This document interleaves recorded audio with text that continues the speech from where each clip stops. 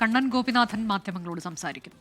സ്വതന്ത്രമായ നിലപാടെന്നുള്ള ഒരു ഭയങ്കര ഒരു അഭിമാനം ഉണ്ടായിരുന്നു. എന്റെ നിലപാട് ഒരു പാർട്ടിയുടേതല്ല, എന്റെ സ്വന്തമായിട്ടുള്ളതാണെന്നുള്ളത്. പക്ഷെ ആ ഒരു യാത്രയിൽ പല പൊളിറ്റിക്കൽ ലീഡേഴ്സിനെയും പല ആൾക്കാരെയും സ്റ്റുഡന്റ് ലീഡേഴ്സിനെ എല്ലാവരെയും കണ്ട് ആ സംസാരത്തിന്റെ ഇടയിൽ മനസ്സിലാക്കിയ ഒരു കാര്യമാണ്, ഞാൻ പറയുന്നതും പ്രവർത്തിക്കുന്നതും ആഗ്രഹിക്കുന്നതും കോൺഗ്രസ് പാർട്ടിയുടെ ഐഡിയോളജിയും തമ്മിൽ വലിയ വ്യത്യാസമില്ല.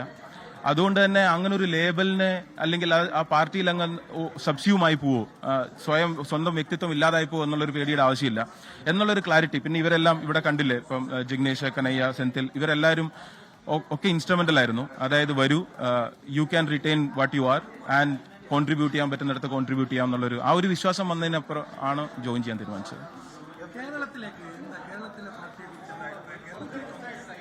ഇല്ല, ഞാൻ പറഞ്ഞില്ല, ഞാൻ 2003 കേരളത്തിൽ നിന്ന് വെളിലോട്ട് വന്നതാണ്. അത് കഴിഞ്ഞ് ഓഫ് കോഴ്സ് വീടുണ്ട്, നാടുണ്ട്, നാട്ടിൽ വരാറുണ്ട്, അതെല്ലാം ഇപ്പോഴും ഉണ്ടായിട്ടുണ്ട്. പക്ഷേ കേരളത്തിലെ പൊളിറ്റിക്സ് എന്നുള്ള രീതിയിൽ അത്രയും വ്യക്തമായ ഒരു ധാരണയോട് എനിക്ക് കറന്റ്ലി ഒരു അഭിപ്രായം പറയാൻ പറ്റില്ല. തീർച്ചയായിട്ടും ഭാവിയിൽ I will be able to explain it better.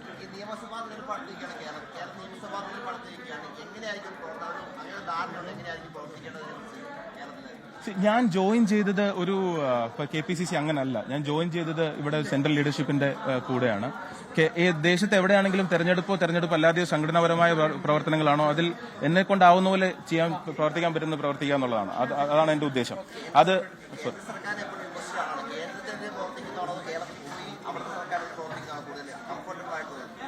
Comfortable എന്നുള്ളതല്ലോ, comfortable ആയി ഇരിക്കുന്നത് തന്നെയായിരുന്നു.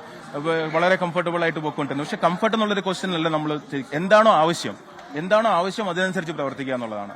അപ്പോൾ ഇപ്പോ ഏതാണോ പാർട്ടിയുടെ ആവശ്യം അല്ലെങ്കിൽ എവിടെയാണോ എനിക്ക് തോന്നുന്നത് എന്റെ പ്രവർത്തനം കൂടുതൽ ആവശ്യപ്പെടുന്നത് അവിടെ പ്രവർത്തിക്കുക എന്നുള്ളതാണ്. അല്ലാതെ ഞാൻ പ്രത്യേകിച്ച് ഇങ്ങനെ തീരുമാനിച്ചിട്ടില്ല, ഇവിടെ പ്രവർത്തിക്കും ഇവിടെ പ്രവർത്തിക്കില്ല എന്നുള്ള രീതിയിൽ തീരുമാനിച്ചിട്ടില്ല.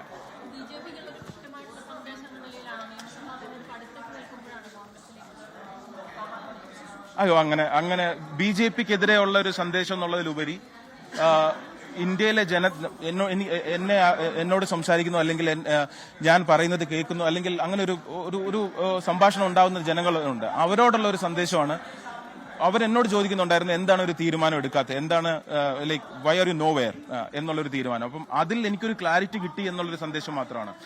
എങ്ങനെ രാജ്യം മുന്നോട്ട് പോകണം എന്നുള്ളതാണ്. അല്ലാതെ ആരെ എതിർക്കണം, ആരെ തോൽപ്പിക്കണം എന്നുള്ളതിലുപരി രാജ്യം എങ്ങോട്ട് പോകണം, ജനങ്ങൾ ജയിക്കണം എന്നുള്ളൊരു സന്ദേശമാണ് കൊടുക്കുന്നത്. ലോകത്തെവിടെയായാലും ഏത് സമയത്തും 24 വാർത്തകളും ഓഗ്മെന്റഡ് റിയാലിറ്റി പാക്കേജുകളും എക്സ്പ്ലെയിനറുകളും വിശദമായി കാണാൻ ഞങ്ങളുടെ YouTube ചാനൽ നിങ്ങൾക്ക് സബ്സ്ക്രൈബ് ചെയ്യാം.